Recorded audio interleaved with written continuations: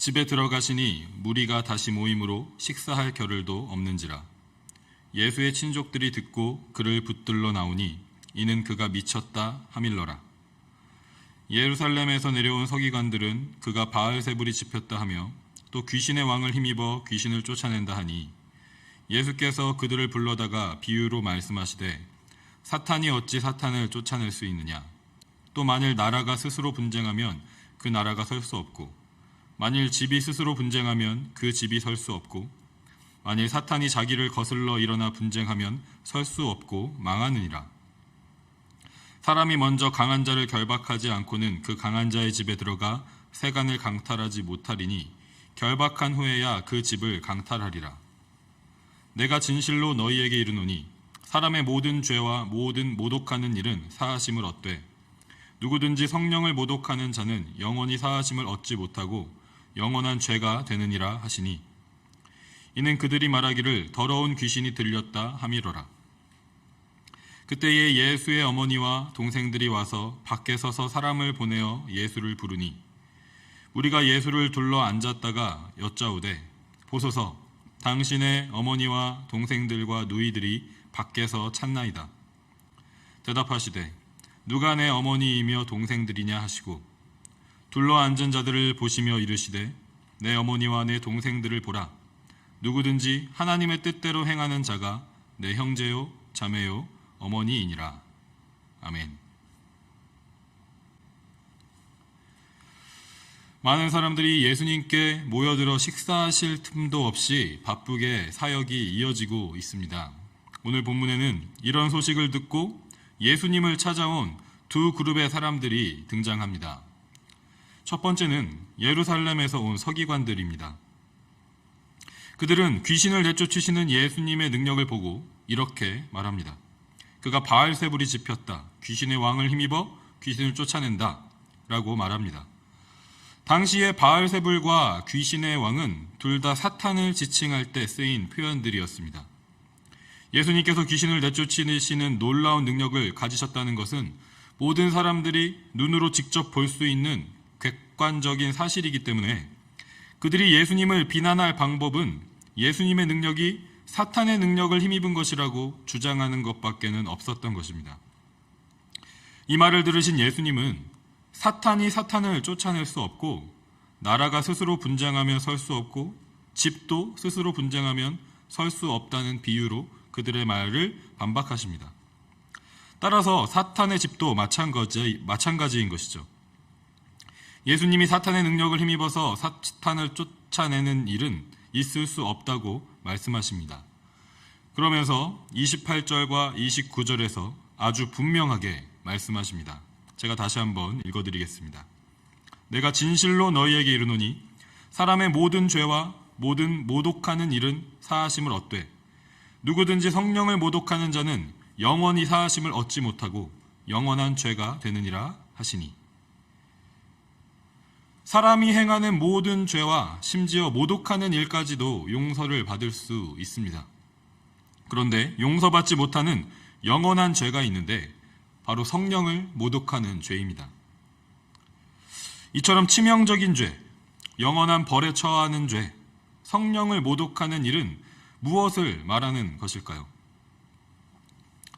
사실 마가복음에서 모독하는 일에 대해서 먼저 언급한 것은 2장에 등장하는 어떤 서기관들입니다. 예수님께서 중풍병자를 고쳐주시기 전에 이렇게 말씀하십니다. 마가복음 2장 5절에 작은 자야 내 죄사함을 받았느니라 라고 말씀하십니다. 예수님께서는 사실 이 말씀을 하시지 않으시고도 중풍병자를 고쳐주실 수 있으셨습니다. 그런데 이렇게 말씀하신 이유는 이후에 9절과 10절에서 직접 설명하신 것처럼 예수님께서 병을 고쳐주시는 능력만 있으신 것이 아니라 죄를 사하시는 권세도 가지고 계신 것을 알려주시기 위해서였습니다. 그런데 서기관들은 이렇게 생각합니다. 2절 말씀에 이 사람이 어찌 이렇게 말하는가 신성모독이로다. 오직 하나님 한 분 외에는 누가 능히 죄를 사하겠느냐. 이스라엘의 율법에서 신성모독은 사형에 해당하는 죄입니다.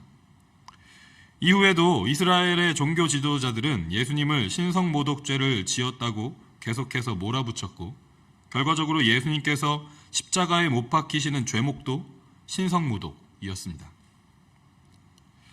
그런데 오늘 본문을 통해서 예수님께서는 무엇이 진짜 신성모독인지, 그리고 그 결과가 무엇인지 분명하게 말씀하십니다. 신성모독은 곧 성령을 모독하는 것입니다. 성부와 성자와 성령의 하나님, 삼위일체의 하나님을 모독하는 것입니다. 성령 하나님은 우리 안에 계시는 하나님이십니다. 성령께서 우리 안에서 하시는 일은 분명합니다. 하나님의 말씀을 가르쳐 주시고 또 그 말씀을 생각나게 하십니다. 그리고 말할 수 없는 탄식으로 우리를 위해서 간구하십니다. 그 결과로 우리는 예수 그리스도를 주님으로 고백하게 되는 것이죠. 고린도전서 12장 3절에서 사도 바울은 이렇게 말합니다. 그러므로 내가 너희에게 알리노니 하나님의 영으로 말하는 자는 누구든지 예수를 저주할 자라 하지 아니하고 또 성령으로 아니하고는 누구든지 예수를 주시라 할 수 없느니라. 성령께서 역사하지 않으시면 예수를 주시라 고백할 수 없습니다. 또한 하나님의 영으로 말하는 자가 예수는 저주받았다라고 말할 수 없다는 것입니다.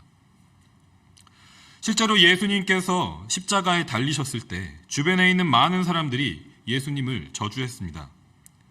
당신이 정말 하나님의 아들이 맞다면 십자가에서 스스로 내려와 보라고 예수님을 조롱하기도 했습니다. 가장 악한 죄인에게나 내려졌던 십자가형을 받은 예수님을 보면서 예수님은 저주를 받았다라고 말하는 것은 어찌 보면 너무나도 당연한 반응일 수 있습니다. 예수님과 동고동락했던 제자들도 이제는 다 끝났구나라고 생각했을 것입니다. 그런데 예수님의 십자가 고난과 죽음은 저주로 끝나지 않았습니다. 저주가 아니었던 것입니다. 십자가 죽음으로 세상의 모든 죄악을 용서하시고 죽음을 이기시고 부활하셔서 하나님의 나라를 완성하시고 영원한 생명을 허락하신 축복이었습니다. 그래서 그 안에 하나님의 영, 성령이 계셔서 복음을 가르쳐 주시고 생각나게 하시는 사람은 예수님의 십자가를 저주라 말할 수 없는 것입니다. 그 복음을 받아들인 자, 깨달은 자는 예수님을 주님이시라고 고백할 수밖에 없는 것입니다. 그런데 오늘 본문에서 서기관들은 예수님께서 귀신을 내쫓으시는 능력이 사탄의 능력이라고 말하고 있습니다. 모든 죄와 사망의 권세를 이기시고 승리하실 예수님의 능력을 보고 예수는 주님이시라고 말하는 것이 아니라 예수는 사탄이라고 말하고 있는 것이죠. 그리고 예수님께서는 이것이 바로 신성모독, 성령을 모독하는 일이라고 말씀하고 계십니다. 진짜 신성모독의 죄를 범하고 있는 것은 바로 서기관들인 것입니다. 서기관들에 이어서 오늘 본문에 등장하는 두 번째 그룹의 사람들은 예수님의 가족들입니다. 21절에서 예수님의 사역에 대한 소식을 듣고 예수님이 미쳤다고 생각한 가족들은 예수님을 집으로 데리고 올 목적으로 길을 나서게 됩니다. 그리고 31절에서 다시 예수님의 어머니 마리아와 동생들과 누이들이 등장해서 예수님을 부릅니다. 가족들이 자신을 찾는다는 말을 들으시고 예수님은 이렇게 말씀하시죠. 33절부터 35절에서 누가 내 어머니이며 동생들이냐? 내 어머니와 내 동생들을 보라. 누구든지 하나님의 뜻대로 행하는 자가 내 형제요, 자매요, 어머니이니라 라고 말씀하십니다. 어찌 보면 가족들에게 너무 매몰차고 매정한 반응을 하신 것처럼 들릴지도 모르겠습니다. 심하게 생각하면 반인륜적인 반응이라고 생각할 수도 있을 것 같습니다. 그런데 예수님께서 이렇게 말씀하신 이유가 어머니를 무시한다거나 가족이 중요하지 않다는 뜻이 아니라는 것을 우리는 알 것입니다. 예수님께서 이렇게 말씀하신 이유는 이 기회를 통해서 진정한 가족의 의미를 가르쳐 주시기 위해서였습니다. 우리가 가족의 기준을 가까운 혈연 관계로 이해하는 것은 너무나도 자연스러운 것이죠. 나의 부모님과 형제 자매들과 자녀의 모습을 보면 겉모습도 많이 닮아 있고 말하고 생각하는 것도 비슷하고 또 익숙한 생활 방식과 문화를 공유하고 있습니다. 그래서 그들을 우리의 가족으로 이해하는 것은 매우 쉽고 편하게 느껴집니다. 그런데 예수님께서는 자신의 어머니와 동생들만이 예수님의 가족이 아니라고 말씀하시는 것이죠. 지금 예수님 곁에 둘러 앉아서 예수님의 말씀을 듣고 있는 사람들, 그 말씀대로 하나님의 뜻대로 행하는 사람들이 예수님의 가족이 된다라고 말씀하십니다. 예수님의 가족 관계는 혈연 관계를 초월한다라는 말씀입니다. 이러한 예수님의 가족 관계에 대한 선포는 예수님께서 이 땅에 성육신하실 때부터 이미 암시된 것이라는 것을 우리는 알 수가 있습니다. 예수님은 어머니 마리아의 몸에 성령으로 잉태되셨습니다. 따라서 엄밀히 말하면 아버지 요셉과는 생물학적인 관계가 전혀 없습니다. 그럼에도 불구하고 예수님은 요셉의 가문인 다윗의 혈통으로 이 땅에 오셨습니다. 성령으로 잉태되신 예수님은 혈연 관계를 뛰어넘어서 다윗의 혈통으로 이 땅에 오신 예언된 메시아로 그리스도로 우리에게 오신 것입니다. 이러한 맥락에서 하나님 나라의 가족 관계는 혈연 관계를 초월합니다. 우리가 편애하는 인종과 출신, 민족, 언어, 문화를 모두 초월합니다. 성령께서 그 안에 계셔서 하나님의 말씀을 듣고 하나님의 뜻대로 행하는 모든 사람들이 하나님의 가족, 예수님의 가족이 된다라고 말씀하시는 것입니다. 성령을 모독하는 것은 예수님을 주님으로 고백하지 않는 것입니다. 예수님께서 죄를 용서하는 권세를 가진 하나님이신 것을 인정하지 않는 것입니다. 병을 고치고 귀신을 내쫓는 능력을 행하셔도 하나님은 아니시라고 주장하는 것입니다. 오히려 예수님이 사탄이라고 주장하는 것입니다.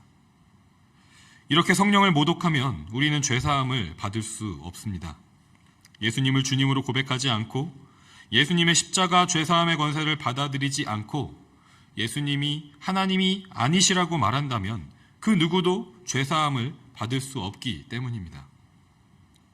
그래서 우리는 절대로 성령을 모독하는 죄를 범해서는 안 되는 것입니다. 그리고 우리는 성령의 역사를 제한해서도 안 되는 것입니다. 성령으로 잉태하셔서 이 땅에 사람의 몸으로 오신 예수님을 하나님으로 믿고 고백한다면 눈에 보이는 가족 관계와 혈연 관계를 초월하셔서 역사하시는 성령을 제한할 수 없습니다. 내 가족, 내 부모님, 내 형제자매, 내 자녀에게만 우리의 헌신과 섬김과 희생이 제한될 수 없는 것입니다. 왜냐하면 성령께서 우리 안에 계시면서 모든 관계를 뛰어넘고 하나님의 말씀을 행하게 하시고 사랑을 실천하게 하시는 능력이 되시기 때문입니다. 오늘 우리의 모습은 어떠한지 돌아보기를 원합니다. 예수님의 기적이 우리 삶에도 일어나서 삶의 문제가 해결되기를 원하면서도 예수님의 죄사함의 능력과 예수님의 하나님 되심에 대해서는 무관심한 모습이 우리 가운데 있다면 우리도 성령을 모독하는 죄 가운데 가까이 있는 것입니다. 혈연 관계를 맺고 있는 가족들이나 일부 가깝고 친한 이웃들에게만 하나님의 은혜와 자비가 끼치기를 원하는 마음이 은연중에 있다면, 안주하는 마음이 있다면 우리도 성령의 역사를 제한하고 있는 것일 수 있습니다. 이 아침에 우리 삶과 믿음을 다시 말씀으로 비추고 성령을 모독하는 죄, 성령의 역사를 제한하는 죄를 함께 회개하기를 원합니다. 우리 안에 계시는 성령의 충만함으로 다시 예수님이 하나님이심을 고백하고 우리 삶에서 모든 관계를 초월해서 하나님의 나라를 세워가기를 원하시는 그 성령의 능력에 우리의 삶을 온전히 맡기는 이 하루가 되기를 간절히 소망합니다. 함께 잠시 침묵 가운데 기도하시면서 우리 각자가 구체적으로 실천하고 적용해야 할 우리 삶의 영역이 어디인지, 그 부분이 무엇인지 주님의 음성을 들으며 나아가는 시간 갖도록 하겠습니다.